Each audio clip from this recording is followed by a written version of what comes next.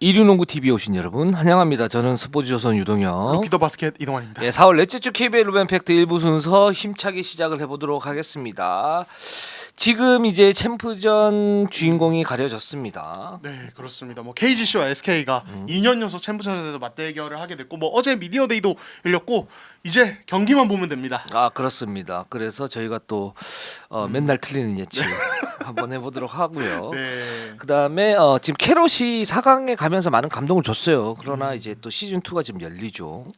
포항과의 어떤 그 모기업 문제 달려 있는데 이 부분 좀 집중적으로 분석을 한번 해보고 현대모비스, 삼성 지금 비시즌 이제 돌입을 했는데 이제 외국인 선수 지금 어떻게 쓸 것인가 이 부분 굉장히 좀 중요합니다. 그래서 요거까지 한번 해보도록 하겠습니다. 그리고 지금 FA 얘기들이 모락모락 나오고 있어요. 물밑에서 아직까지 이제 FA 뭐 협상 기간 아니기 때문에 그렇긴 한데 지금 뭐 올 시즌이 끝나면 네. FA 대여들이 굉장히 많지 않습니까?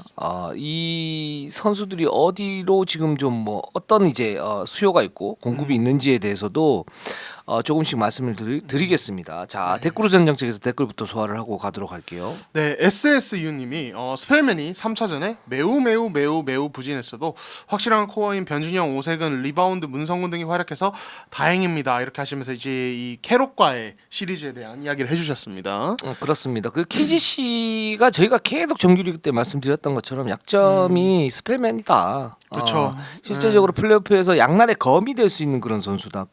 근데 SK와의 어떤 상성은 굉장히 좋지 않습니까? 그런 부분에서 챔프전에 반등은 할 수가 있는데 캐럿전에서는 확실히 좀 약점이 있었다. 이렇게 말씀드릴 수 있을 것 같아요. 네, 그래서 이제 저희가 또 이따가 SK와의 어떤 시리즈에 대한 이야기 할 때도 스펠맨 얘기할 텐데 그때 한번 다시 한번 해보도록 하고요. 정대만 14님이 KGC 아반도 기용이 너무 적은 건 어떻게 생각하시나요? 아시아커트 최고 연봉인 걸로 아는데 정규리그용으로만 데리고 온도 아니고 이게 바람직한 건지 의문입니다. 이렇게 이야기를 하셨습니다. 그렇습니다. 말씀하신 것처럼 아반도가 아시아커트 최고 연봉인 게 맞습니다. 그러니까 많은 팀들이 좀 경쟁을 했었었고 제가 알고 있기로는 2.3억 뭐 안팎이라고 알고 있는데 아반도가 지금 캐럿전에서는 많이 못 썼어요. 못 썼던 이유는 기본적으로 좀 불안정성. 그렇죠. 이 있는 거고. 근데 하지만 이제 SK와의 어떤 상성이 지금 되게 좋기 때문에 아마 이제 많은 뭐 언론이랑 아니면 이제 김상식 감독도 아반도가 굉장히 다크호스가 될 수 있고 변준영 선수도 그렇게 얘기하지 않았습니까?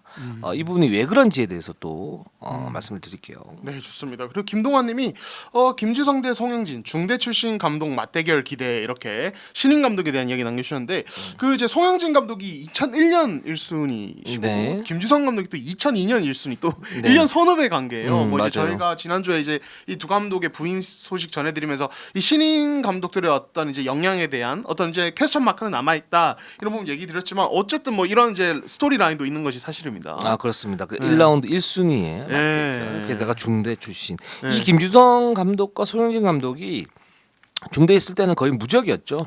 그쵸. 무적이었고 그리고 그때 당시에 굉장히 좀 환호를 많이 받았었고 뭐 송영진 KT 감독은 LG 시절에 사실 좀 힘들었었죠. 뭐 그렇죠.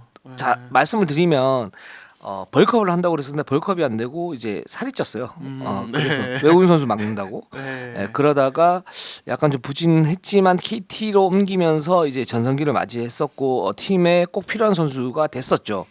그리고 3.6까지 장착을 하면서 스트레치형 빅맨으로서 각광을 받았었고 근데 이제 예상보다 이제 임팩트가 그러니까 초반에 그렇게 크지는 않았고 KT 시절에서도 이제 에이스 역할보다는 이제 팀의 어떤 그 뭐 라커룸 리더나 아니면 그냥 그 어떤 핵심적 롤플레이어 이 정도 역할을 했었었고 김주성 뭐 감독은 말할 필요 없는 이제 DB의 프랜차이즈 스타였었고 또 들어오면서부터 이제 즉시 전력감 뭐 서장훈 선수와 함께 김주성 선수는 이제 뭐 국내 이제 대표적인 어떤 빅맨 대신에 수비가 굉장히 좋았던 이제 빅맨이었고 근데 반면에 이제 공격력 같은 경우에는 이제 시즌을 치를수록 이제 보강을 하면서 그런 이제 그 빅맨 계보를 이었던 그런 감독입니다. 네, 그렇습니다. 사실 뭐 선수로서의 커리어야 뭐 김주성 감독이 워낙 레전드, 그렇죠. 한국 농구 전체의 레전드이기 거의 때문에 레전드죠. 그게 양동근이 커리어 최고라면 김주성이 거기에 버금가는. 그렇죠. 그래서 KBL은 지금 투탑 이라고 이제 할 수가 있죠. 네, 그 정도지만 또 이제 감독으로서 커리어는 다르거든요. 네. 네, 그러니까 예를 들어서 뭐 이제 쌍둥이 감독이신 조상현 감독도 사실 선수 시절의 명성으로는 뭐 당연히 조상현 감독이 더 스타하셨지만 그렇죠. 또 감독으로서는 또 이제 또 이제 비등비등한 재밌는 맞대기 펼치고 계시고 그래서 이것도 팬들에겐 굉장한 또 재미거리가 되지 않을까라는 생각이 듭니다. 그렇습니다. 네. 그럼 저희가 일부에서 지금 챔프전 프리뷰를 시작을 할 텐데 그 이전에 나머지 세 개 팀 현대모비스, 삼성 그리고 한 팀이 어디죠? 캐롯이죠. 캐롯. 네. 이 세 팀을 일단 점검을 한 이후에 챔프전 프리뷰를 한번 해보도록 하겠습니다. 자, 캐롯부터 한번 가보도록 할게요. 캐롯이 자 이제 4강 플레이오프에서 2차전 잡으면서 드라마를 썼고 했지만 이제 3, 4차전 연이어 패하면서 플레이오프 탈락했으면 3차전 사실 초반에 3점 여러 판이 있다면서 정말 깜짝 놀라는 상황이 그렇죠. 있었지만 이후에 KGC가 주전들을 모두 빼는 어떤 이제 과감한 결정을 냈고 이후에 분위기 바뀌면서 역전했고 4차전은 좀 이제 일방적인 게임이 되면서 캐럿의 어떤 시즌이 이렇게 마무리됐습니다. 그렇습니다. 뭐 3승 1패로 이제 패했고 이제 4강에서 떨어졌는데 사실은 이제 3대 0이 좀 우세했었는데 캐럿이 어쨌든 2차전은 잡아냈고요. 3차전에서도 깜짝 활약을 펼치면서 야 이거 좀 이상하다. 분위기가 굉장히 이상하다. 야 캐럿 대단하다. 이렇게 가다가 결국 이제 역전패를 당하면서 4강 시리즈는 접었지만 어쨌든 캐롯의 어떤 투혼 그리고 감동 이런 부분들은 굉장히 좀 뭐랄까 그 KBL 역사에 남는 그렇죠. 그런 시리즈가 아니었나라는 생각이 듭니다. 네. 이제 관건은 그겁니다. 이제 캐롯이 이렇게 시즌을 잘 마무리를 했지만은 네. 이제 넥스트 스텝이 무엇인가? 지금 여전히 이제 몇몇 선수들의 임금이 밀려 있는 상태고 그렇죠. 연고지 이전 구단 매각과 관련된 이슈가 남아 있는데 현재로서의 상황은 저희가 어떤지 좀 점검을 해봐야 됩니다. 네. 그렇습니다. 여전히 이제 힘든 부분들이 있죠. 지금 일단 첫 번째로 지금 외국인 선수 연봉이 다 지급이 안 됐어요. 그래서 사실 그 플레이오프 때 뭐 디디 로슨이라든가 알레치라든가 이 선수들이 더 이상 임금을 주지 않으면 뛰지 않겠다. 뭐 이런 얘기까지 돌았었어요. 4강 그렇죠. 그 시리즈 직전까지 그렇게 돌았었고, 근데 결국 이제 한 달치 연봉을 이제 지불을 하면서 봉합을 했는데 결국은 아직도 남아 있는 그런 상태이고, 그리고 국내 선수나 이제 코칭 스태프 또는 그 직원들 월급 같은 경우 지금 밀려 있죠. 그렇죠. 밀린 부분들이 상당한 액수라고 지금 나와 있고, 여기에 이제 외부 업체들 그리고 막 그 여러 이제 뭐 식당들이라든가 뭐 여러 업체들에 대한 이제 그런 이제 빚도 있어서 이게 뭐 추산을 이렇게 해보면 약 한 20억 안팎이 되지 않을까 뭐 이런 얘기들이 나오고 있습니다. 네, 그렇습니다. 그래서 이제 지금 사실 캐롯이 빨리 이제 어떤 매각이나 어떤 이제 다음 스텝을 통해서 자본을 마련하고 이런 것들 다 갚으면서 이제 새로운 출발을 해야 되는데, 일단 이제 연고지 관련해서는 지금 이제 최근에 뭐 기사도 이제 최근에 네. 나왔죠. 이제 네. 이 포항으로 갈 수 있다. 다만 포항 쪽의 어떤 기업들이 좀 난색을 표한다 이런 이야기도 있었습니다. 사실 포항 쪽은 이미 몇 주 전부터 좀 이제 어느 정도 얘기가 진행됐고 당초 굉장히 유력까지 가는 분위기였으나 최근에 들린 얘기로는 이거 조금 약간 지지분이나 협상이 그렇게 수월하진 않다 이런 얘기도 들려요. 한 달 반 전인가 두 달 전부터 이제 포항과 접촉을 했었고, 그때 당시에 벌써 이제 허재 대표가 이제 포항 관계자들과 만나가지고 그런 협의를 긴밀하게 했었어요. 근데 이제 세부적인 문제가 좀 되고 있는데 그 부분입니다. 포항 그러면 이제 포스코가 굉장히 유명하고 지금 프로 구단은 이제 포항 스틸러스 그렇죠. 축구단이 있지 않습니까? 근데 포항이 사실은 지금 이렇게 보면 축구단 같은 경우에도 투자를 그렇게 적극적으로 하지는 않는 편이에요. 그러니까 이제 포스코가 지금 캐롯을 지원할 수 있는 그런 여력은 없다. 지금 이렇게 판단이 되고 있고, 그러면 어떻게 가느냐라고 봤을 때 포항시에서의 어떤 조건은 들리는 바에 의하면 이제 구체적으로 얘기를 안 하니까 저희가 계속 이제 추측을 할 수밖에 없는데 20억 플러스 알파다. 그리고 여기에 포항 실내체육관 무상임대 이렇게 해가지고 그 조건을 가지고 갔는데, 그럼 20억이 어떻게 나오느냐라고 봤을 때 20억 플러스 알파가 어떻게 나오냐라고 봤을 때 20억 같은 경우는 지금 포항이 이제 4차 전지 산업이 굉장히 좀 유망한 도시로 지금 나오고 있고, 그래서 포항시 같은 경우에는 프로구단이 지금 포항 스틸러스밖에 없기 때문에 프로농구 캐롯을 유치를 하면서 뭐 여러 가지 이제 반사 이익을 좀 얻을 수 있는 그런 윈윈이 될 수 있다라고 얘기를 하고 있지만, 근데 포항이 지금 할 수 있는 부분들은 일단 실내 체육관을 쓰게 해줄게. 그리고 그 20억 같은 경우에 4차 전지 산업 이제 스폰서를 마련을 해야 되지 않습니까? 여기에 도와줄게. 그러니까 확정 금액이 아닌 거죠. 예, 그렇게 알고 있고, 그리고 캐롯 너네가 들어와 가지고 그런 이제 스폰서를 한번 따봐. 지금 요렇게 지금 협약이 되고 있는 그런 상태인데 캐롯 관계자에 의하면 이 20억 같은 경우에는 포항시하고 같이 이렇게 도움을 주면 마련을 할 수 있다. 근데 문제는 이제 20억 가지고 어떻게 할 수 있는 부분이 아니지 않습니까? 거기에 이제 플러스 알파가 필요한데 그 모기업 그러니까 그 모기업을 찾아야 되는 그런 부분이잖아요. 근데 그 모기업을 찾기가 지금 쉽지가 않고 거기에 이제 난항이 좀 있다라는 것까지가 지금 업데이트가 좀 된 상태이고 그래서 한 달 한 반년부터 포항시하고 같이 이렇게 접촉은 해왔고 거의 되는 듯 했지만 결국은 가장 중요한 문제 이 모기업을 어떻게 찾을 것인가라는 문제에서는 지금 아직 난항이 있다. 근데 캐럿에게 문의를 해본 결과로는 그 부분에 대해서는 구체적으로 말을 할 수가 없다. 박노하 대표가 거기에서 하고 있고 허재 대표는 거기에 대해서는 박노하 대표의 일임한 상태이기 때문에 잘 모르고 있는 것 같아요. 네. 그렇기 때문에 지금 포항 그 이전설도 지금 상태에서는 약간 좀 지지부진한 거 아니냐.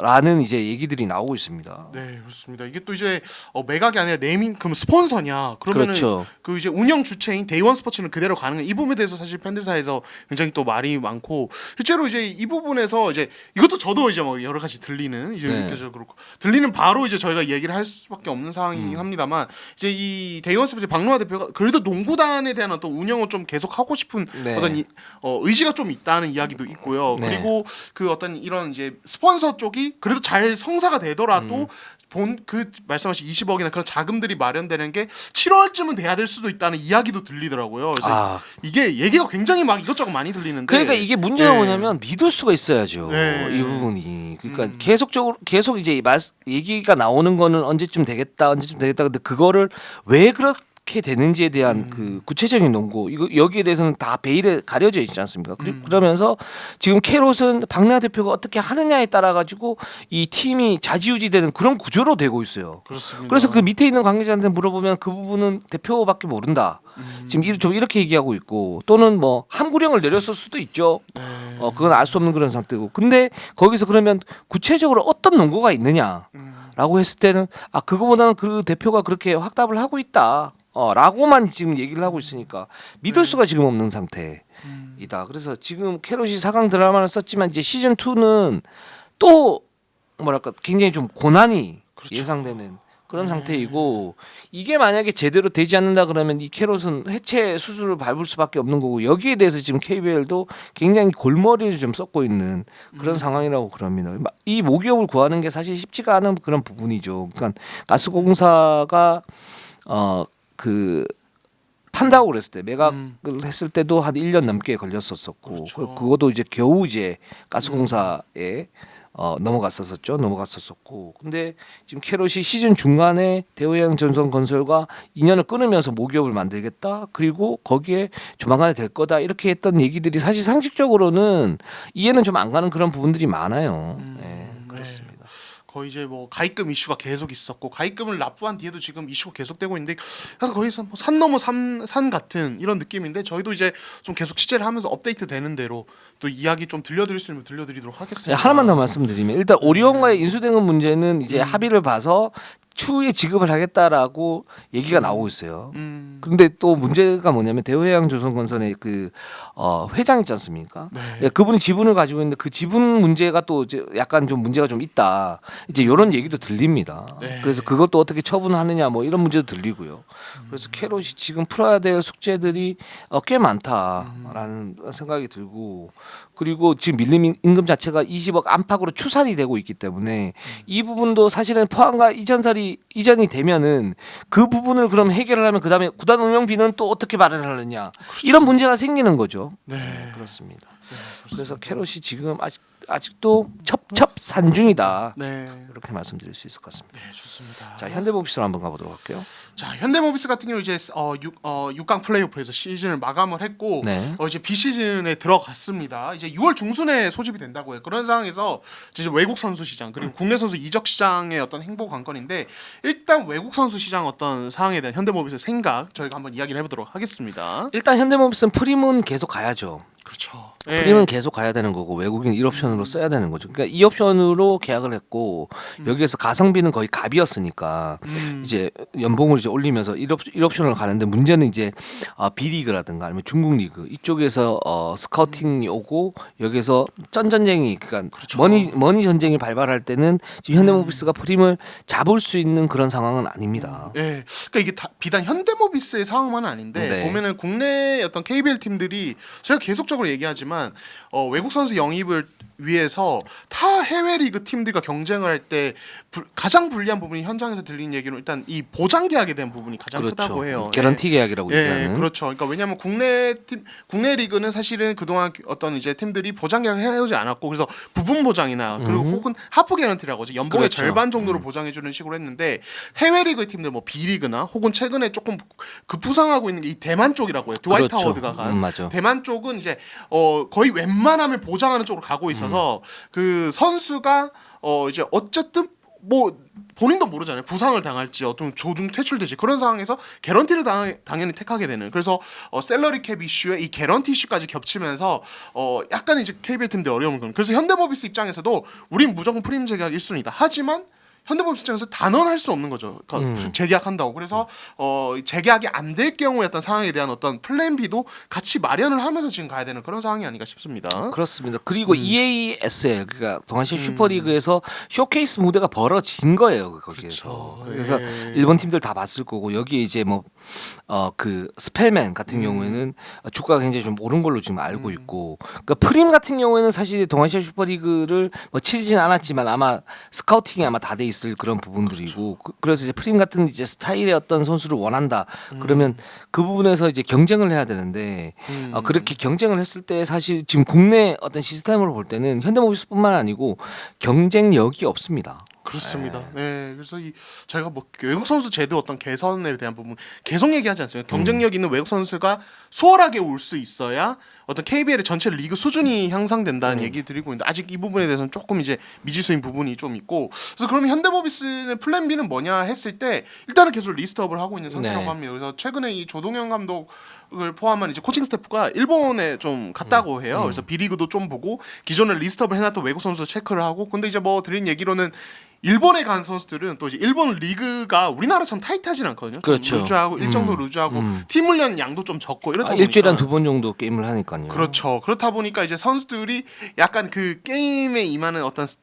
뭘까 애티튜드랄까 이런 게 약간 루징해져 있는, 약간 루즈해져 있는 이런 부분이 있다고 하지만 뭐 이제 좀 지켜봐야 될 것 같고, 그리고 이제 이 조동현 감독님의 말로는 이 옵션 외국 선수는 좀 다른 스타일을 좀 고려를 하고 있다고 합니다. 이게 왜냐하면 이제 프림 녹스 체제로 이제 시즌을 치렀는데 결국에는 이게 이제 이 6강 플레이오프에서 이 치명타로 사실 작용을 했어요. 이 캐롯의 어떤 굉장히 적극적인 스페인식 농구 어떤 이런 부분에 대해서 녹스나 프림이나 사실 수비에서 크게 차이가 없고 메리트가 없는 거죠. 그래서 매치업에 대한 어려움이 계속 있었고 그게 로슨과 이정현에게 계속 당하는 어떤 요인이 됐는데, 그래서 이 옵션 외국 선수는 조금 이제 어떤 포워드형이나 기술자의 어떤 스타일도 지금 좀 보고 있는 상황이라고 합니다. 저희가 항상 이제 어떤 정규리그 때 방송을 할 때는 비판을 가할 때의 요소들, 그러니까 이 전력을 극대화할 때 어떻게 시켜야 되느냐라고 얘기를 했을 때 6강이나 4강 플레이오프에 초점을 맞춰서 플레이오프에 초점을 맞춰서 말씀을 많이 드리지 않습니까?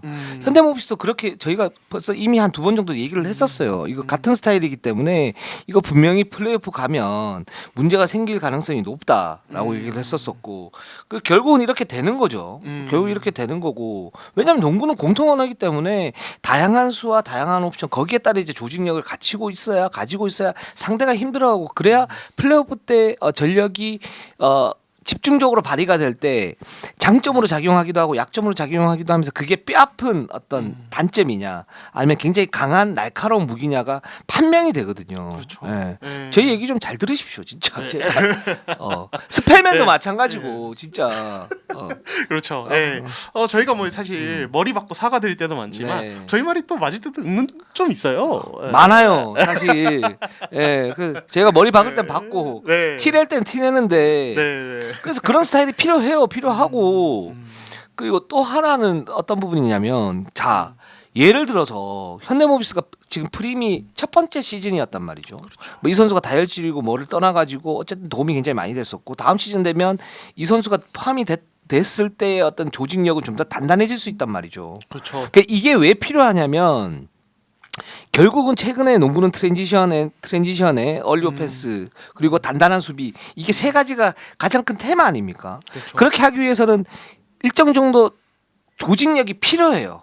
일정 정도 조직력이 많이 필요해요. NBA도 지금 그런 식으로 계속 가고 있어요. 그렇죠. 그래서 그 언더독 팀이 이제 그 탑독 팀을 잡을 수 있는 이유 중에 하나가 뭐냐면 급조된 탑독 팀 뭐 빅3나 빅2보다는 조직력을 맞춰고 거기에 이제 그 코어의 위력이 극대로 발현되는 이제 그런 모습들이 플레이오프 때 보여줄 수 있고 그래야 그 팀의 어떤 경쟁력이 살아나지 않습니까? 그래서 지금 계속 손발을 맞춰온 미러키라든가 뭐 보스턴이라든가 또는 그 덴버 이런 팀들이 결국은 정규리그 때도 이제 최상위권으로 가고 플레이오프에서도 힘을 발휘하는 이유가 거기에 있지 않습니까? 즉 어떤 게 필요하면 제가 계속 말씀드렸다시피 이제 무제한을 좀 풀어라. 그래서 잡을 선수 있으면 잡아가지고 조직력을 극대화시키는 게 이 프로농구라는 상품을 가장 매력적으로 만드는 포인트다. 그 포인트가 지금 굉장히 중요하거든요. 근데 만약에 프림이 자 1번 리그를 갔어요. 그럼 새로운 외국인 선수 들어오죠. 또 1개월 2개월 또 맞춰요. 1라운드 2라운드 그냥 가죠. 뭐 3라운드 4라운드 되면 이제 그 선수 약점이 보여요. 그걸 메워요. 또 5라운드 6라운드 가죠. 그 다음에 플레이오프를 가요. 물론 그 선수가 굉장히 뛰어난 선수여서 대박을 칠 수도 있어. 단 확률이 지금 볼 때 한 10% 정도밖에 안 돼. 그럼 플레이오프 때 또 똑같아요. 이 시스템 때문에 또 똑같다고. 그렇죠. 현대모비스뿐만 아니고 다른 팀들도 왜 이런 악순환을 반복해야 되냐고요. 그렇죠. 예. 그런 부분에서 어떻게 보면 이제 저희가 외국 선수에도 또 단년 계약인데 이런 부분에서 어떤 단년 계약의 연봉 어떤 협상의 어떤 네. 여지를 남긴 이런 식의 어떤 제도 변화니까 이 KBL의 수준을 높이는 어떤 제도가 진짜 필요합니다. 예, 그런 부분에서 사실 프림도 지금 재계약 이슈 저희가 결국에는 그것과 맞닿아 있잖아요. 네. 예, 그래서 이걸 좀 뭔가 만들어 봤으면 좋겠어요. 팀들이 잘 논의를 하고. 그 보세요. 예, 지금 연맹도 보통 예. 보면 한 지금 4억에서 5억 정도 주잖아요. 40만 달러 이렇게 주니까. 예를 들어서 그 맥스로 풀어놔도 예를 들어서 100만 달러 주겠습니까? 그런 팀들도 있겠죠. 그러나 대부분 팀들은 한 6, 70만 달러. 그렇죠. 그리고 자기에게 맞는 그런 외국인 선수를 정확하게 데리고 올 거 아니에요. 음. 그러면 한 3, 4억 정도 차이가 난다고요? 3, 4억 정도 차이 나는데 지금 코칭 스태프 포츠머스 가죠. 어디 가죠? 이렇게 해가지고 드리는 비용. 근데 스카우트 팀을 이용을 해서 그 체계를 갖다 만들어 놓으면 결국은 제가 볼 때는 쓰는 비용은 그렇게 많지가 않아요. 게다가 외국인 선수를 만약에 한 명으로 줄인다라고 했을 때는 그 돈을 뭉쳐서 딱 가기 때문에 어떻게 보면 효율성 면에서는 훨씬 더 나을 수 있는 부분이거든요. 또 계속 말씀드리지만 그러면 이 선수 부상당하면 어떡하냐. 그래서 스카우트 팀으로 활용을 해야죠. 최대한 빨리 데리고 올 수 있게끔. 아마 그런 부분인데 즉 진짜 생각을 좀 잘했으면 좋겠어요. 이게 제가 볼 때는 최근에 보면 뭐 KGC도 관중이 굉장히 많이 늘어나고 있는 상태고 SK 늘어나고 있는 상태고 LG가 늘어나고 있는 상태고 KC는 원래 좋았고요. 그러니까 점점 늘어나는 농구 팬들은 많단 말이죠. 그렇죠. 근데 이 제도가 뒷받침이 안 되면 여기에서 그냥 끝이에요. 요 제도만 살짝 바꿔버리면 바닥을 쳤던 어떤 인기가 조금 올라갈 가능성이 훨씬 높은데 그거에 대해서 내가 볼 때는 10개 구단 이사들이 논의를 해야 됩니다. 그렇죠. 예. 이대로라면 매년 외국 선수 뽑기 싸움이 되는 그렇죠. 이게, 예, 그런 비판을 들을 수밖에 없는 거죠. 뽑기 싸움밖에 안 되는 거죠. 그러다가 네. 운 좋은 팀이 우승하겠지. 운 좋은 팀이 우승하겠죠. 그렇죠. 물론 그 팀을 폄훼하는 게 아니고 그렇게 되는 구조를 만들고 있다고요 지금. 네, 그렇습니다. 네, 그래서 이제 어떤 외국 선수 제도에 어떤 관련된 이야기 또 이제 프림 재계약 이슈 제가 한번 다뤄봤고요. 자, 그러면 저희 삼성으로 넘어가 보도록 하겠습니다. 그렇습니다. 삼성도 네. 외국인 선수 영입을 새로운 방향으로 지금 좀 가고 있다 이렇게 네. 말씀드릴 수 있을 것 같아요. 삼성이 이제 지난 시즌에 그 이제 빼빼로 4인방 중에 한 명이 테리 네, 그리고 네. 이제 데릭슨 이렇게 이제 다른 스타일의 외국 선수 영입해서 사실상 거의 1.5를 이제 좀 스타일에 맞게 로테이트하는 어떤 이런 스타일을 갔는데 이번 어떤 외국 선수 영입은 강력한 1옵션 외국 선수 영입을 좀 노리고 있다고 합니다. 그렇습니다. 이게 이제 결국 그거죠. 지금 이제 뭐 지금 플레이오프 간 팀 감독님들도 그런 얘기를 해요. 결국에는 외국 선수가 강한 팀이 결국 플레이오프에서 경쟁력이 있는 것 같다. 뭐 이제 뭐 원희, 뭐 이제 스펠맨 그리고 뛰진 못했지만 결국에는 그 이제 마레이도 그렇고 로슨도 그렇고 프림도 그렇고 그러니까 강력한 1옵션 외국 선수가 있어야 어떤 정규리그와 플레이오프에서 계속 경쟁력을 갖출 수 있는 게 드러났고 이제 삼성도 이런 부분에 대한 이제 감안을 해서 좀 강력한 1옵션 좀 팀을 이제 끌고 갈 수 있는 어떤 코어라고 할 수 있는 어떤 자원을 좀 가지고 가려고 하는 것 같습니다. 이 발언에 대해서 저는 많은 생각이 드는데 거기에 그 발언에 대해서 저는 70% 정도만 맞다. 일단 강력한 외국인 선수가 있어야 플레이오프에 가서 굉장히 큰 도움이 된다. 맞는 말이죠. 예, 1옵션인데. 그렇죠. 근데 여기서 봐야 될 게 그러면 강력한 외국인 선수만 데리고 오면 다 해결이 되느냐?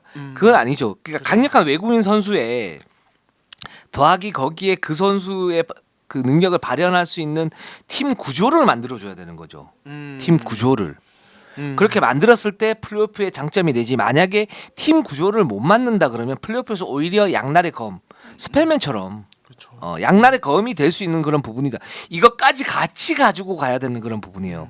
라는 부분이라는 거 하나고. 그래서 저는 30%는 동의를 못 하는 거고. 근데 삼성 입장에서는 이 부분이 필요한 게 어떤 부분이냐면 이 팀은 지금 구심점이 없어요. 그러니까 작년에 실패를 했는데 그 실패한 이유가 뭐냐? 테리라는 그 빼빼로 외국인 선수를 데리고 와서 트랜지션을 추구했던 게 삼성의 실책이냐? 저는 그렇게 안 봐요. 김실이 이정현 때문이다.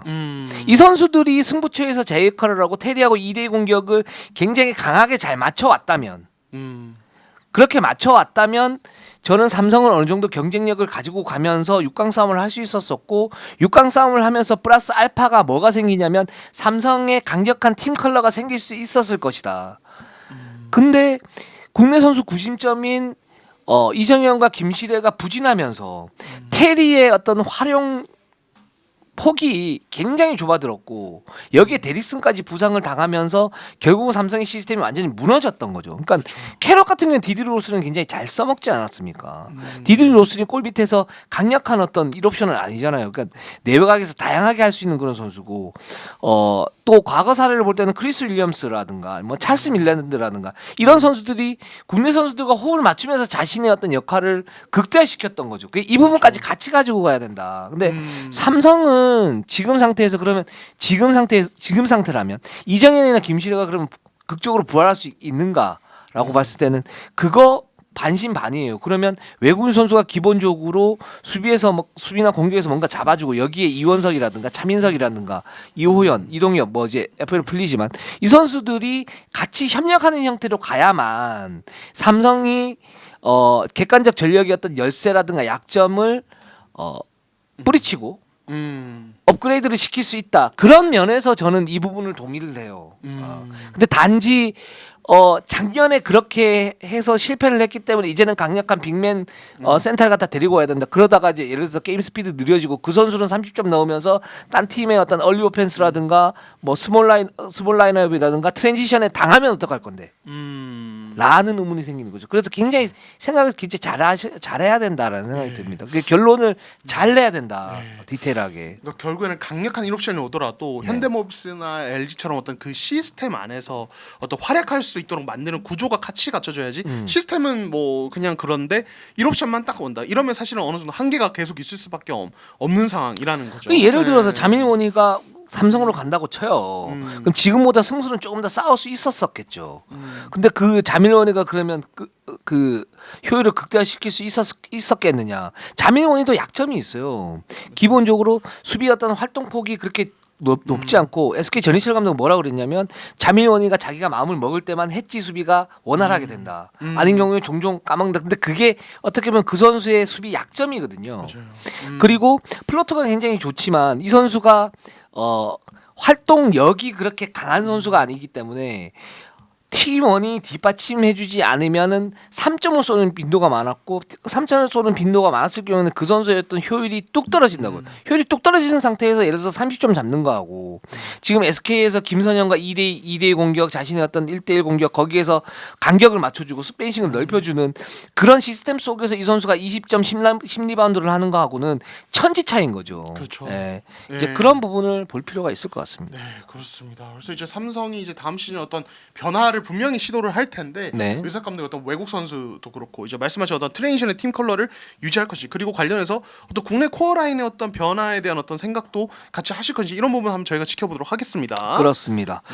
자, 그러면 이제 챔프전 한번 프리뷰 시작을 해보도록 하겠습니다. 일단 미디어 데이가 열렸어요. 지난 23일 일요일 날 열렸었고 참석자가 김상식 감독, 변준영, 스펠맨, 그리고 SK는 전희철 감독, 김선영, 원희 이렇게 나왔었고 양팀 감독 모두 이제 5차전 예상을 했고요. 근데 이제 정말 5차전일까라고 해봤을 때 아니다. 그렇죠. 어. 이게 이제 손가락을 펴는 걸로 했는데 네. 거의 스펠을 빼고 다 5를 들어가지고 그렇죠. 나는 스펠맨이 정확했다고 봐. 네. 그렇죠. 최소 두 손가락 저도 써야 될 것 같거든요. 네. 그 정도로 치열한 두 팀이고 이제 감독님들이 김상희 감독님은 그래도 우리 정규리그 1위 팀인데 두 손 들기는 좀 네, 네. 전희철 감독님도 우리도 그렇다. 네. 그리고 또 하나 이제 키 포인트가 이제 SK가 5차전을 홈에서 치는 걸로 바뀌었어요. 이게 네, 학생 잠깐만요. 체육관. 이거 예. 그 예상을 그렇게 성의 없이 하는데 머리 박아야 됩니다. 틀리면 우리처럼. 감독님들도 머리 네, 머리 박아야 됩니다. 다. 네. 감독님들이 정규리그 전에 이 우승팀도 이제 약간 이제 그냥 싹 해가지고 다 틀렸잖아요. 지금 그렇죠. 거론된 팀들이. 그렇죠. 예, 지금 감독님들도 예측력이 저희 못지않게 떨어집니다. 좋지 않아요. 네. 그러니까 왜 우리만 욕 먹냐고. 그렇죠. 억울합니다. 그렇죠. 네, 그렇습니다. 그래서 이제 5차전인데 그럼 이제 5차전에 끝날 수 있는 확률은 실질적으로는 적다. 이렇게 봐야 되겠죠. 그렇죠. 네. 그건 이제 또 우리가 분석을 할 때 말씀을 드리고 네. 커리 논쟁에 대해서 원희 선수가 우리가 이 미디어데이 때 일단 네. 공식 미디어데이를 네. 했었고 그 다음에 이제 양팀 나눠서 뭐 기자들이 이제 그 자유로운 인터뷰를 했었는데 제가 이제 김상민 감독하고 얘기를 하다가 이제 SK 쪽으로 갔는데 거기 원희 선수가 있었어요. 근데 원희 선수가 미소를 짓는데 네. 되게 빛이 났어요. 되게 빛나는- 되게 빛나는- 매력적이더라고. 네. 좀 반하셨나요? 너무 좋아. 네. 예. 불과 한 2년 전만 해도 꼬라지라고 예. 했잖아요. 이제 좀 사람이 달라 보여요. 예. 그렇군요. 이동환 기자의 어떤 그런 미소하고 버금가는 없는데 여담이면 제가 예전에 이제 스스로 살인 미소라고 부르고 다녔는데 네네네, 그 이제 주변에서 살인 미수라고 이랬습니다. 예, 여담입니다. 그리고 잘생겼어요 원희 선수. 멋있습니다. 원희. 이렇게 딱 가까이서 보니까 되게 잘생겼더라고요. 잘생겨서 용기를 얻어서 제가 물어봤죠. 네. 지금 커리 논쟁 알지 않냐? 그러니까 웃으면서 자 그러면 하나만 질문해 볼게. 진짜 커리가 왔어. 네. 자 커리가 왔어요. 네. 자 어떻게 될 것 같아요?라고 네. 얘기를 하니까 원희 선수가 웃더니만 내가 한 50점 넣을 것 같은데. 이것도 불나겠네요. 진짜 그랬어요. 근데 커리 상대로 나 50점 넣을 수 있을 것 같다. 왜냐면 국내 선수가 매치업이니까. 그쵸. 네. 네. 커리가 막는 게 아니니까. 그렇죠. 네. 커리가 60점 넣으면서 우리 지지 않을까 이렇게 얘기를 하더라고요. 예. 오 센스 있는 답변이네요. 네, 본인에 네. 대한 프라이드는 드러내면서도 네, 네, 네. 커리에 대한 리스펙트도 하는. 네. 그렇군요. 그래서 네. 이제 그 원희 선수가 그렇게 좀 유쾌하게 인터뷰를 했었고 확실히 원희 선수가 지금 챔프전에서 핵심 키죠. 그렇습니다. 네. 뭐 지금 이제 전희철 감독님이 몰빵 농구의 극단을 보여주겠다. 그렇죠. 김선영과 원희의 몰빵인데 원희의 비율이 한 6에서 7 정도 되겠죠.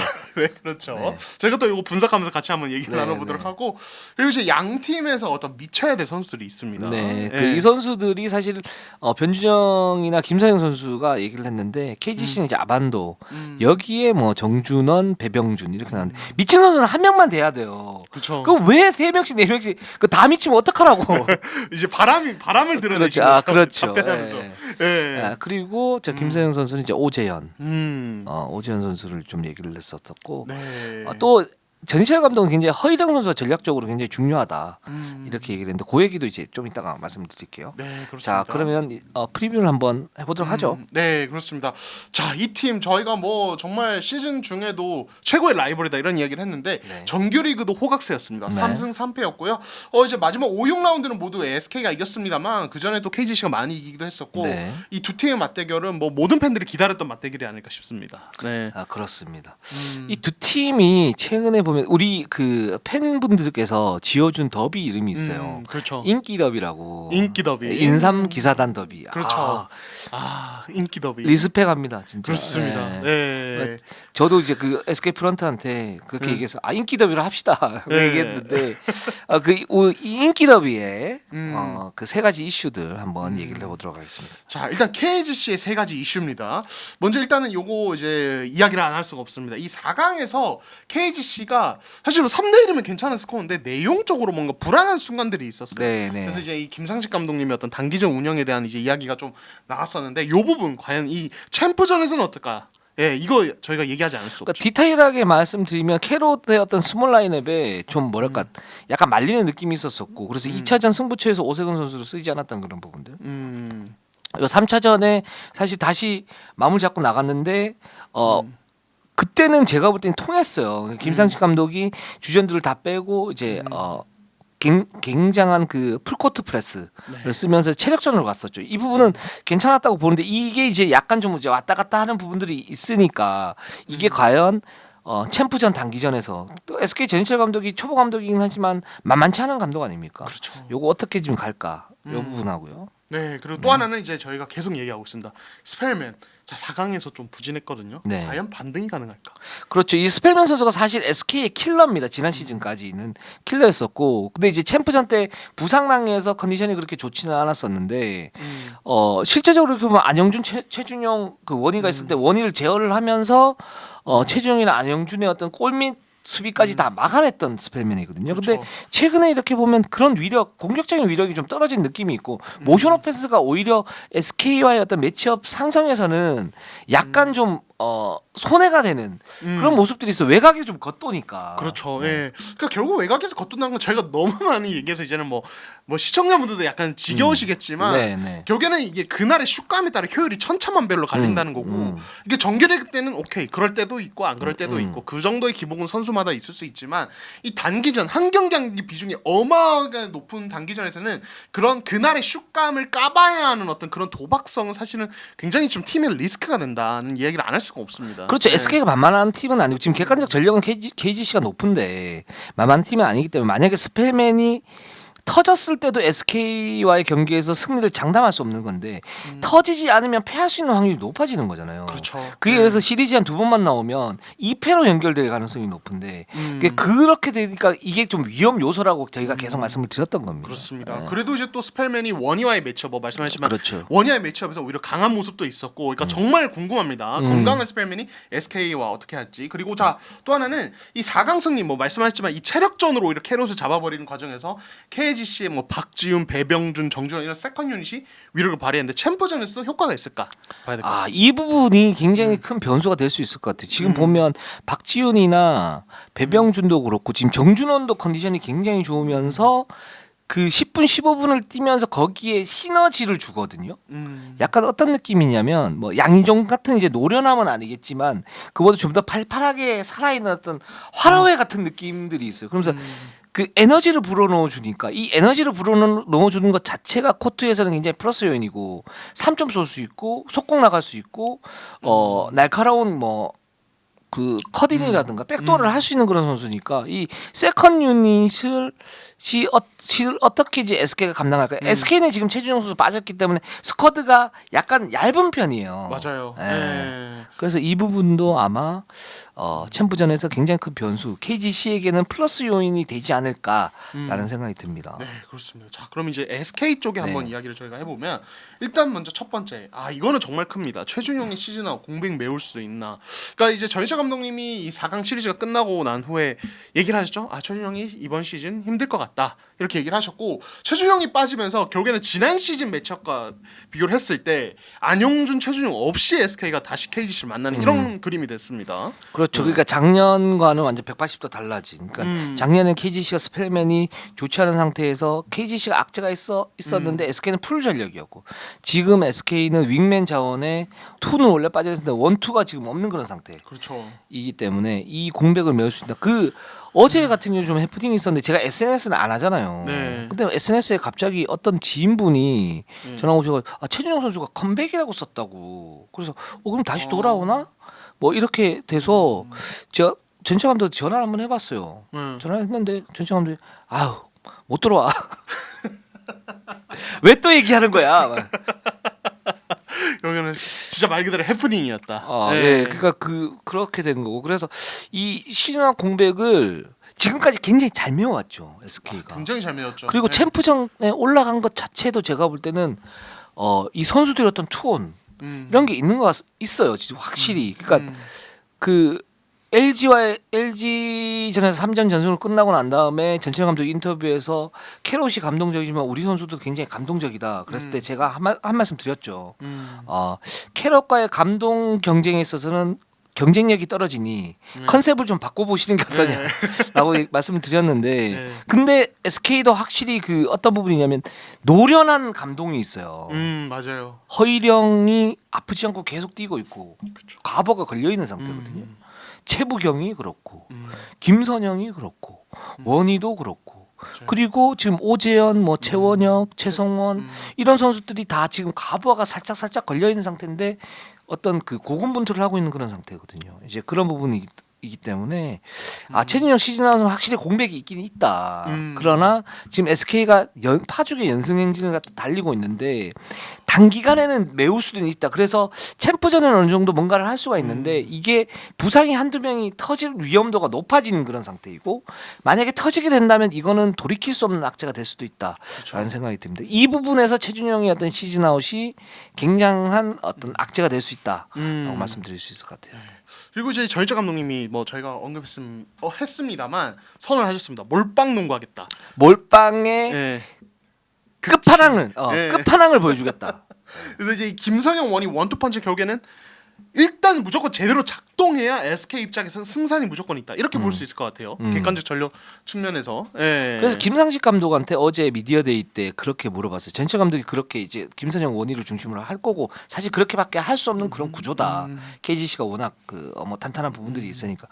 근데 이제 LG가 이제 플레이오프 때 썼던 이제 수비 중에 하나가 뭐냐면 김선영 선수 쪽은 차단하고 원희는 더블팀으로 막는데 여기 막았을 때 빠지는 그런 이제 3점 같은 경우에는 허용을 하는 그러면서 김선영을 차단을 했고 김선영 선수가 실제적으로 뭐 1차전에 2차전 때 약간 좀 고전하는 모습들이 있었거든요. 그렇죠. 이게 좀 효과를 발휘했었고 2차전 때는 거의 이기다시피 한 게임을 놓쳤었고요.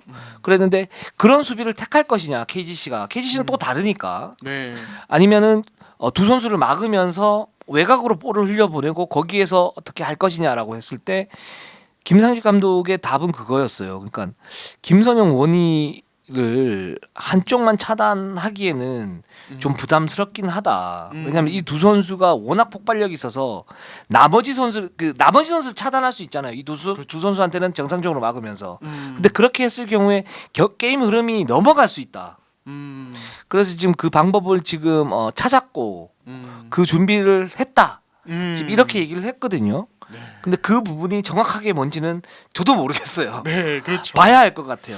이게 이제 정규리그 때도 아마 항상 비디오 분석이나 이런 준비들을 하셨을 텐데 네. 정규리그에 꺼내지 않았던 어떤 카드일 수도 있고 LG 같은 경우는 그 원희의 그 미드레인지 진입을 차단하기 위해서 벽을 만드는 게 사실은 말해가 없는 그런 어떤 특수성 때문에 또 나온 부분도 저는 있다고 보거든요. 그렇죠. 그러니까 또 KGC는 또 스펠맨이 있으면 정상 매치업이 적어도 원희 쪽에서 정상 매치업이 가능하니까 왜냐면 스펠맨은 외곽에서 어떤 뭐 이제 컨테스트나 이런 것도 좋아서 원희 플로터를 견제할 수 있는 가장 좋은 그렇죠. 몸싸움도 되면서 네. 그런 자원이라서 요거는 좀 지켜볼 부분이 있다. 그렇습니다. 그래서 사실은 KGC가 그냥 정상적으로 해체 백만 제대로 되고 원활하게 간다면 김선영과 원희의 원투펀치가 예전보다는 위력이 좀 감소할 수 있는 그런 상황이긴 해요. 근데 이 두 선수가 지금까지 보여준 부분들이 워낙 괴력 있는 그런 부분들이 있어가지고 이거 좀 지켜봐야 될 것 같습니다.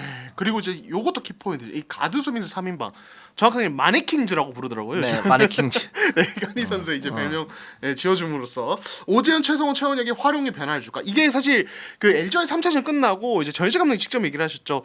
이제 누가 올라오느냐 뭐 이런 거에 대해서 3인방 중에 누구를 활용하냐 이런 부분 얘기를 하셨는데 그때 한번 윤혁 기자가 여쭤보시지 않나요? 왜 오재현을 많이 쓰지 않으셨느냐? 네네. 네, 근데 이제 이 매치업의 어떤 상성 때문이다. 그렇죠. 부상 때문이라는 그래서 KGC가 올라갈 경우에는 변준영을 잡기 위해서 오지연을 많이 쓸 예정이다. 이게 참 SK가 가지고 있는 강점 중에 하나인 것 같아요. 이 가드 수비수 3명.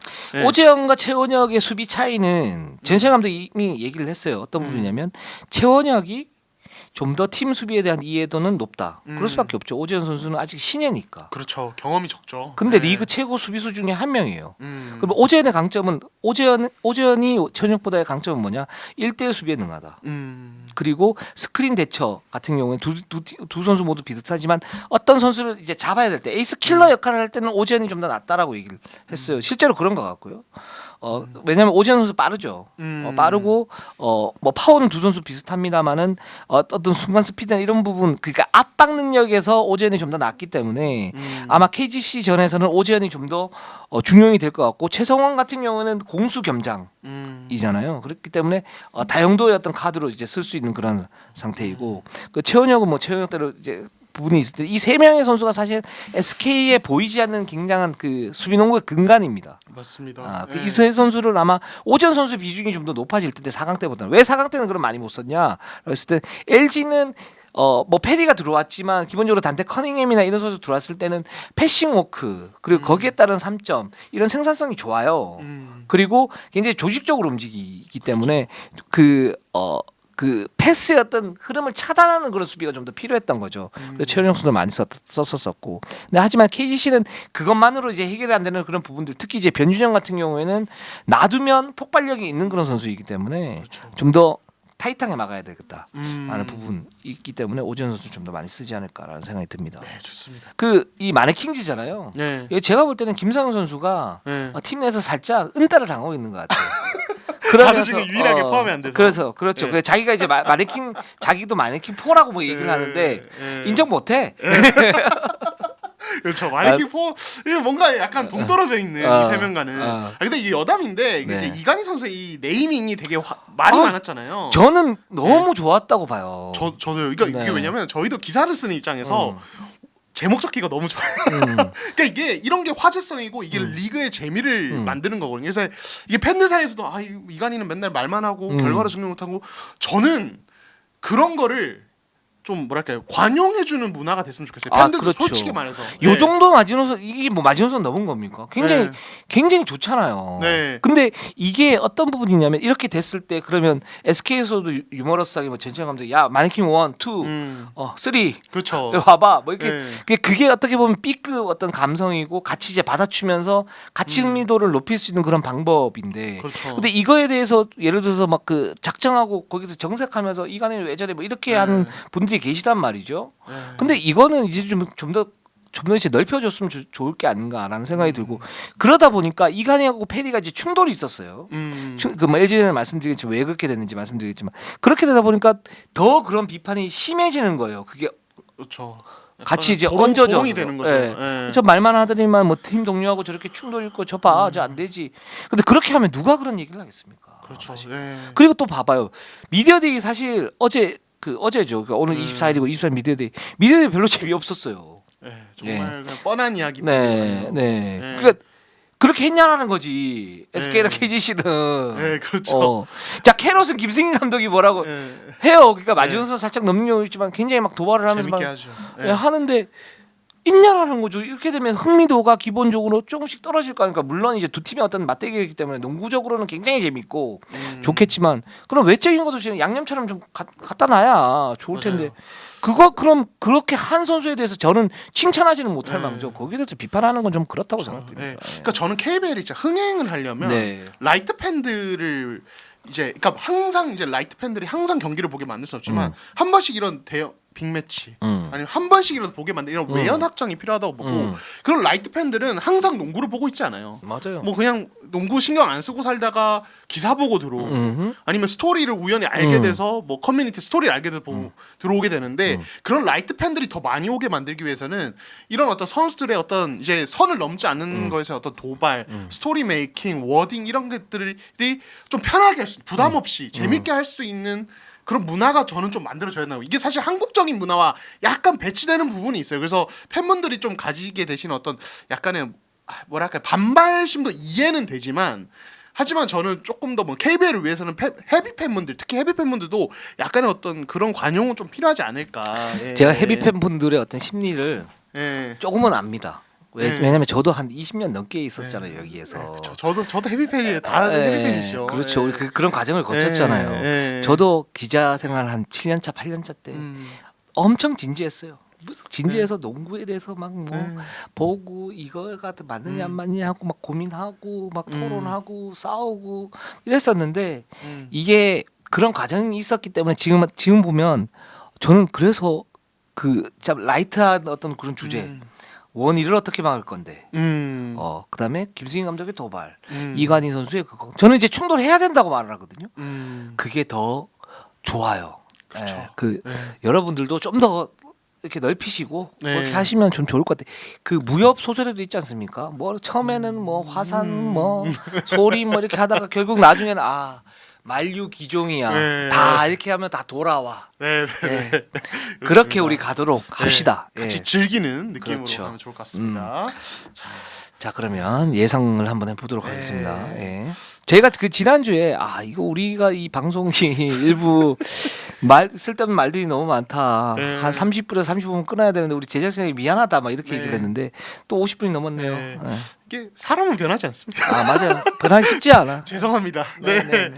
자 그러면은 저희 예측 먼저 누가 시리즈를 잡을 것인지 몇 승 몇 패 한번 해보도록 하겠습니다. 저부터 먼저 말할까요? 네. 저 진짜 고민 많이 했거든요. 네. 근데 솔직히 말하면 모르겠어요. 네. 그래서 4승 3패 했고요. 누가 이기든 7차전. 예, 누가 이기든 7차전 하고 저는 뭔가 묘한 느낌이 들었어요. 저는 이번엔 너무 분석적으로 하죠. 그 느낌으로 갔어요. SK가 왠지 이길 것 같아요. 근데 농구 전문 방송 왠지 SK가 이겨요. 제가 이거 저 솔직히 제가 KGC 팬분들이 저를 이제 그렇게 좋아하지 않으시기 때문에 제가 이제 의식해서 KGC 갈 수도 있어요. 근데 저는 소신껏 그냥 제 느낌대로 하겠습니다. 왠지 SK가 이길 것 같아요. 왠지. 예. 저는 이동환 기자의 가장 큰 문제는 뭐냐면 반성이 없다라는 거야. 예. 반성이 없다라는 거야. 타산지석을 못 삼고 과거의 경험을 토대로 하지 못하고 우리 가장 뼈아팠던 네. 뼈아팠던 사건이 뭡니까? 그 이제 2년 전 KCC와 KGC 챔프전에서 둘 다 이제 KGC를 이제 반대로 생각하면서 4승 3패 뭐 이렇게 하지 않을까? KCC 승 이렇게 하지 않았습니까? 네 그거 거의 박제돼 있어요. 그렇죠. 근데 또 한 번 더 하겠다고? 하세요. 대신에 나한테 멘탈 관리해달라 이런 얘기하면 안 돼. 징징대지 말라. 네. 징징대기 없기야. 알겠습니다. 약속해. 네, 감당은 제가 하겠습니다. SK 4승 3패 느낌이 옵니다. 네 좋습니다. 안양 출장 계획이 있어요? 네 제가 2차전 갈 예정입니다. 저는 1, 2차전 가는데 1차 2차전 때 아는 척하지 맙시다. 네. 저는 마스크 그날은 철저하게 쓰려고요. 마스크 쓴다고 모를까? 저도 홍삼수 던지지 않을까 저한테. 네. 던지면 좋죠. 그거 얼마나 맛있는데. 맞으면 또 아플 것 같아서. 저는 안양 가는 그 낙 중에 하나가 뭐냐 홍삼수 먹는 겁니다. 맛있죠. 너무 좋아요. 네, 좋습니다. 자 그럼 이동현 기자의 픽도 알려주시죠. 저는 KG 4승 2패. 4승 2패. 네. 저는 뭐 계속 틀려왔지만 저는 저를 못 믿겠어요 사실. 근데 이번에는 감이 와요. 이번에 감이 온다. 확실히 와요. 네. 뭐냐면 저도 고민 굉장히 많이 했어요. 야 이게 SK가 지금 만만치 않기 때문에 그리고 KGC가 캐럿한테 보여줬던 어떤 불안함 이런 부분이 있다. 그래서 이거 7차전까지 가는 거 아니냐라는 생각. 그럼 7차전 가면 이거 코어가 더 센 팀이 이길 수도 있으니까 SK가 잡을 수도 있겠다. 뭐 이런 생각 그런 생각 때문에 그렇게 가신 거 아니에요? 그렇죠. 맞죠? 예, 맞아요. 근데 7차전까지 갈 가능성이 저는 한 40에서 한 50%. 그리고 6차전까지 갈 가능성이 한 50에서 60%. 더 높다. 6차전까지 가게 되면 저는 KGC가 이긴다. 매치업 상승 자체가 지금 KGC가 좀 더 강하다라는 생각이 들고 스펠맨이 부활할 가능성이 좀 높고 아반도가 변수인데 좋은 변수가 될 가능성이 있고 그다음에 SK가 지금 체력적으로 많이 떨어져 있다. 이런 거 봤을 때 4대 2로 무난히 6차전에서 제가 볼 때는 안양 실내체육관 빵빠레가 울릴 겁니다. 네, KGC 어떤 리벤지. 예. 그리고 트래블을 달성하겠죠. 트래블이는 그렇죠. 네. 예. 그 이제 동아시아 슈퍼리그 정규리그 챔피언 결정전까지 네. 자 좋습니다. 자 그러면 제가 시리즈의 어떤 키플레이 한번 꼽아보도록 네. 하시죠. 네. 저는 일단 오색은 KGC는 오색은 그다음에 SK는 자밀원이. 저는 스펠맨과 김선영을 꼽았습니다. 일단 이제 뭐 스펠맨은 아까 뭐 저희가 계속 얘기를 했습니다만 저는 스펠맨이 공격도 공격인데 수비에서 원희를 컨트롤하기 시작하면 KGC가 승리 확률이 되게 높다고 봐요. 예. 결국에는 몰빵 농구인데 몰빵의 반쪽을 빵 반쪽 아래를 그냥 딱 잘라내 버리면 그건 사실 힘이 떨어지거든요. 그래서 저는 스펠맨이 수비에서 되게 중요하지 않을까라는 생각이 들어요. 똑같은 의미에서 저도 이제 자밀원이 그러니까 자밀원이 지금 어떤 기세나 이런 걸 볼 때는 스펠맨과 상상이 그렇게 좋지는 않아요. 기본적으로. 그러니까 원희가 활동력이 조금 부족한 그런 부분이 있고 스펠맨이 파워가 있기 때문에 원희를 튕겨내면서 뭔가를 할 거기 때문에 자밀원이 어떤 플로터나 이런 부분들이 효율성은 좀 떨어질 수 있을 것이다라는 생각이 들어요. 근데 지금 이런 기세 또 두 번째는 뭐냐 김사현과의 합인데 이 합에서 스펠맨이 정신을 못 차리게 만들면 제가 볼 때는 SK가 원희의 득점을 막 30점 또는 40점까지 가면서 KGC를 굉장히 좀 어지럽게 만들 수 있지 않을까 그런 생각이 들고 저는 이제 오세근 선수 키는 뭐냐면 만약에 원희나 김선영이 몰빵 농구를 하더라도 오세근이 최부경을 잡아버리면 이 시리즈는 KGC로 빨리 갈 수 있다. 근데 캐럿과의 4강전에서 오세근 선수를 많이 안 뛰게 만들었단 말이죠. 그렇죠. 그게 그 부분이 좀 걸리긴 해요. 그러니까 SK가 분명히 3가드를 쓸 수도 있어요. 그래서 굉장히 빠르게 하면서 오세근이나 스펠맨의 어떤 그 트랜지션 약점을 노리는 그런 농구를 할 텐데 그럼 여기에서 KGC가 캐럿과의 4강전처럼 그 식스맨들을 많이 기용하면서 같은 트랜지션을 맞불 놓을 것인가 아니면은 정상적으로 가지고 갈 것인가라고 봤을 때는 정상적으로 가지고 가는 게 플러스 요소가 더 많다고 생각을 하고 정상적으로 가지고 갔을 때 핵심은 오세근이다. 오세근이 만약 골 밑에서 어떤 최부경을 잡고 미스매치를 활용해서 거기서 효율적인 득점이 나온다면 SK 이런 스몰 라인업 시도가 굉장히 좀 무의미하게 될 가능성이 있는데 그렇지 않고 말려버리면 KC가 좀 힘들 수도 있다. 그래서 저는 이제 오세근이 키플레이어로 생각됩니다. 네. 저는 뭐 이제 또 SK는 김선영인데 사실 이것도 뭐 약간의 당연한 맥락이긴 한데 네. 또 하나의 키포인트는 자 수비 코트에서 봤을 때 네. 그러니까 SK가 김선영을 뭐 이제 박지훈이나 변준영에 붙일 가능성이 굉장히 낮거든요. 네. 김선영을 제가 봤을 때는 배병준 아니면 아반도에게 붙일 가능성이 굉장히 높아 보여요. 맞아요. 이게 왜냐하면 김선영이 상대적으로 어떤 드리블러에 대한 수비보다는 볼 없는 선수의 움직임을 따라가는데 더 능해요. 그래서 예전부터 SK가 김선영 선수를 슈터에게 붙이는 어떤 매치업을 많이 활용을 했는데 아마 아반도나 배병준을 막을 텐데 아까 이제 말씀하셨죠. 아반도가 되게 변수다. 그렇죠. 이때 김선영이 아반도의 매치업에서 예를 들어 아반도가 날아다닌다든지 그리고 이런 상황들이 생겼을 때는 되게 큰 어떤 KGC의 메리트가 될 것 같아요. 근데 반대로 김선영이 아반도의 물론 아반도 본인의 문제입니다만 효율을 잘 낮춘다든지 배병준에게 어떤 오프볼 무브를 잘 따라다니면서 찬스를 안 준다든지 그러니까 저는 계속 수비적인 포인트를 보고 그렇게 됐을 때는 SK가 굉장히 수비적인 부담이 줄어들면서 할만할 것 같다는 생각이 들어요. 네. 그렇습니다. 네. 그리고 김선영이 사실 클러치 상황에서 속공이 지금 굉장히 좋고 그렇죠. 네. 이 부분을 이제 KGC가 막지 못하면 승부처 흐름이 넘어가면서 SK 쪽으로 유리한 국면을 끌 수 있는 그런 키를 가진 선수니까 뭐 다 아시다시피 되게 중요합니다. 네, 좋습니다. 자 미친 선수를 한번 보도록 할까요? 네. 저는 일단 문성곤을 꼽았는데 저는 이제 SK가 진짜 무서운 거 맞거든요. 15연승 달렸고 근데 저는 약간의 대진운도 솔직히 좀 있었다고 봐요. 제가 SK 승리를 꼽긴 했죠. 이게 뭐냐면 KCC 3가드 쓰는 스몰 라인업 팀입니다. LG 사실상 3가드예요. 그렇죠. 자 이건 뭐냐면 SK가 자신들의 3가드 마네킹주와 김선영을 부담 없이 돌릴 수 있어요. 사이즈로. 그렇죠. 근데 그런데 KGC는 문성곤이 있어요. 공격 리바운드 역대 최고로 꼽히는 포워드입니다. 예, 이 선수가 있을 경우에 SK가 이제 허일영 선수를 쓰긴 쓰겠지만 네. 노장이고 또 이제 시리즈 장기화를 대비해서 어느 정도 로테이션을 해줘야 돼. 그럼 3가드 라인업을 안 쓸 수가 없는데 그때 이 문성곤의 공격 리바운드에 당하기 시작한다. 아유. 이러면은 경기 흐름이 KGC로 되게 유리하게 흘러갈 거예요. 그래서 KGC 입장에서는 문성곤이 공격 리바운드 따내는 어떤 그런 보이지 않는 활약을 얼마나 해주냐에 따라서 시리즈 되게 쉽게 갈 수도 있고 어렵게 갈 수도 있는 그런 상황이 아닌가 저는 생각이 듭니다. 저는 120% 동의하고 그 SK가 그런 어떤 그 매첩 상승에서 좋은 팀을 만났다는 거 그 부분하고 거기에 문성곤 그런 공격 리바운드 역할 굉장히 중요했다라는 부분 100% 동의하고 이게 어떤 거냐면 종합격투기에 로킥을 차지 않습니까? 네. 로킥을 차면 처음엔 데미지가 없다가 나중에 이제 하체 그 움직임이 굼뜨고 이제 발이 느려지잖아요. 문성곤의 공격 리바운드는 약 로킥 같은 느낌이에요. 한 번 맞을 때는 그래도 견딜만해. 이게 한 2번 3번 맞으면 그때부터는 이제 걷잡을 수 없이 무너지죠. 그렇죠. 그러면 이제 후반 가면 다리를 절기 시작하죠. 만든 사람이 계속. 캐롯이 당했잖아요. 그렇게. 그렇죠.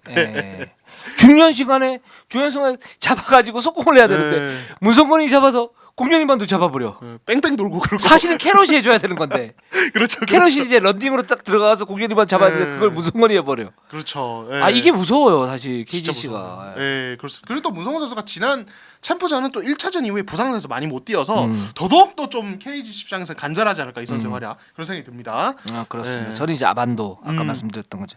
근데 이 선수는 이제 어떤 분이냐면 한번 미칠 수 있을 것 같아요. SK전 정기력을 보면 왜냐면 말씀하신 것처럼 이제 그 윙 자원의 어떤 수비가 그렇게 좋지가 않아요. 거기에 김선영을 배치를 시킬 수도 있거든요. 스리가드 섰을 때 그렇죠. 그랬을 때 미스매치가 나는 구간이 문성곤이나 아반도 쪽에 나는데 그래서 아반도가 그거를 굉장히 잘 활용을 했단 말이죠. 게다가 아반도 같은 경우에 높이가 지금 평범한 가드들이 막을 수 있는 수준이 아니에요. 그래서 SK전에 굉장히 임팩트가 좋았었는데 그 또 하나는 뭐냐면 원이나 거의 최분이 많이 선다고 그랬을 때 이 세로 수비가 SK가 그렇게 좋은 편이 아니에요. 그렇기 때문에 이 아반도가 한두 경기 미칠 거고 또는 어떤 경기는 또 미스도 많이 날 텐데 이 선수가 만약에 미쳐버리게 된다. 그렇게 되면 SK는 그냥 지는 수밖에 없어요. 질 수밖에 없어 이거는. 그렇죠. 이 선수까지 미쳐버린다. 그렇죠. 확실한 부분이고. 카드죠. 네. 예. 그다음에 SK는 둘 다 오재현. 그렇죠. 예. 오재현이 변준영을 잡기 시작하면은 흐름이 묘해질 수 있는 것 같아요. 그렇죠. 예. 그렇게 잡고 예를 들어서 박준까지 잡는다. 그렇게 되면 이제 할 수 있는 카드가 오세근을 이용한 어떤 공격 또는 그 메인볼 핸들러가 사라지다 아니면 스펠맨의 어떤 날리는 공격들인데 그렇게 되면 KGC의 응집력이 떨어질 수 있는 가능성이 있는 그런 그렇죠. 부분이고 예. 그리고 저는 사실 그 LG와 시리즈에서 SK가 오재현을 배제한 게 이 중앙 레인을 잡아서 원희 상대로 벽을 세우고 김선영 상대로선 동선을 잡아주는 이 중앙 레인을 잡는 LG의 수비에 대해서 결국에는 이 마네킹즈가 코너 윙에서 3점을 좀 넣어줘야 되거든요. 그렇죠. 근데 오재현이 많이 좋아졌다고는 하지만 상대적으로 그러면서 조금 불안한 거죠. 그래서 저는 오재현을 이제 수비적인 측면에서 더 적합하게 쓰더라도 이 선수가 이제 KGC가 그런 수비를 쓰지 말라는 법은 없어요. 그렇게 세깅을 당했을 때 코너에서 컷인을 한다든지 윙에서 캐치앤슛 넣어주는 거 이것도 어느 정도는 해줘야 될 것 같아요. 아 정확하게 예. 저도 얘기했던 게 그 부분인데 거기에서 이제 의외 3점 한 두 방 정도 들어간다든가 아니면 그게 만약에 안 될 확률이 조금 더 높긴 하잖아요. 그랬을 때 말씀하신 것처럼 이제 백도라든가 컷인을 통해서 뭔가 공격의 활로를 찾아준다. 그렇게 되면 김선영이나 저기 원희 어떤 몰빵 농구에 윤활유를 칠해주는 거거든요. 부스터를 달아주는 거거든요. 그렇죠. 예. 근데 만약에 그렇지 않다 그러면 SK는 객관적 전력의 한계를 느낄 수밖에 없는 거고 지게 되겠죠. 근데 오재현이 수비에서 잡아주고 공격에서 그 정도 역할까지 해준다. 이렇게 되면 이 시리즈 모르게 되는 겁니다. 그렇습니다. 알겠습니다. 오늘 방송은 여기까지 하면 될 것 같습니다. 우리는 항상 최선을 다하겠습니다. 네이버 유튜브 구독 좋아요 알람. 감사합니다.